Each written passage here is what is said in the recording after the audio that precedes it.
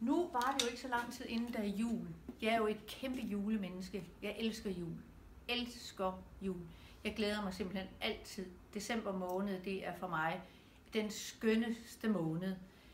Alle folk, der kommer ind i butikkerne, er bare så glade. Mange af dem er stressede jo, men det er heller ikke, hvis man har børn, man skal det til det ene eller det andet eller det tredje arrangement, ikke? Men jeg synes, det er en vidunderlig tid. Så lige efter imellem jul og nytår, hvor de piller al julepynten ned ude på gaden, det bliver sådan lidt trist, fordi det synes jeg er alt for tidligt. Nå, det jeg vil sige med det er, at der begynder at komme blonde ind. Jeg har jo altid blonde, men der begynder at komme en masse søde blonde kjoler ind. Og det her, det var så den ene af dem, med det lille hul i ryggen her, kan I se. Super sød. Fra størrelse 36 til og med 44 til 400 kun i sort. Men jeg får rigtig mange kjoler hjem, og de er begyndt at komme ind nu her.